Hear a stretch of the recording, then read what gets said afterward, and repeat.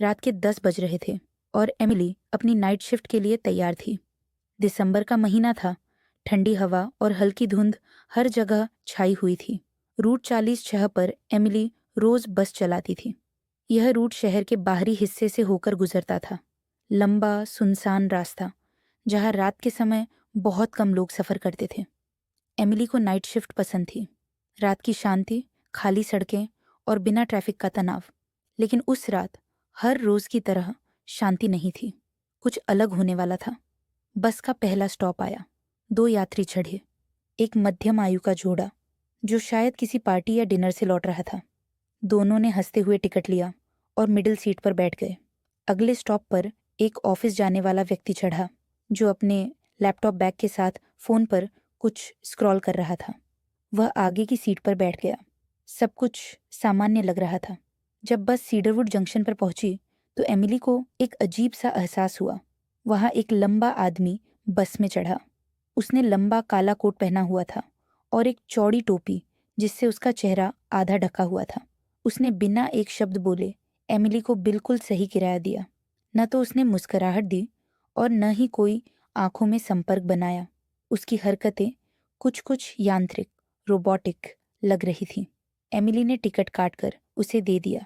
वह सीधे बस के पीछे के कोने में जाकर बैठ गया। जैसे ही बस चलने लगी, एमिली ने अपने रियरव्यू मिरर में देखा। वह आदमी बिल्कुल सीधा बैठा था।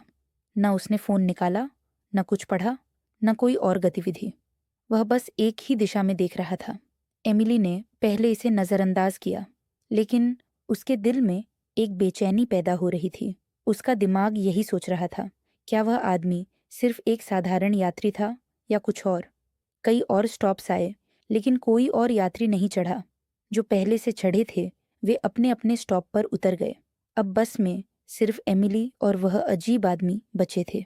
रात और गहरी हो रही थी, रास्ते और सुनसान। अगले स्टॉप पर बस रुकी। वहां एक बुजुर्ग महिला चढ़ी। उनके हाथ में एक छड़ी थी और उन्होंने हल्की मुस्कान के साथ एमिली को देखा। वह बस के सामने वाली सीट पर बैठ गई।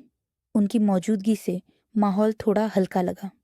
बेटा, तुम इतनी रात को काम करती हो, डर नहीं लगता? बुजुर्ग महिला ने पूछा, अपना शॉल ठीक करते हुए। नहीं आंटी, आदत हो गई है, एमिली ने जवाब दिया। रात की शिफ्ट आसान होती है, ना ट्रैफिक और ना ज्यादा यात्री। महिला ने हल्की सी मुस्कान दी, लेकिन फिर उनका चेहरा गंभीर हो गया।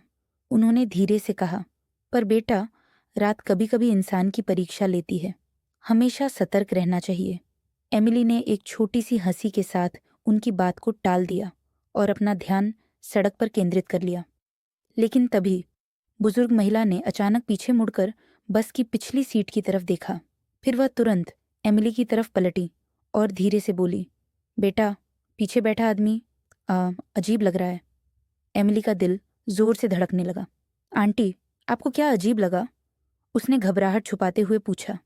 महिला ने अपनी छड़ी को कसकर पकड़ते हुए कहा, उसका शरीर बिल्कुल असामान्य तरीके से स्थिर है और उसके हाथ वो छुपा रहा है। शायद मैं गलत हूं, लेकिन कुछ सही नहीं लग रहा। एमिली ने तुरंत रियरव्यू मिरर में देखा। वह आदमी अब भी वैसे ही बैठा था। उसका चेहरा टोपी के नीचे छिपा हुआ था और उसके हाथ अब भी उसके लंबे कोट के अंदर छुपे हुए थे।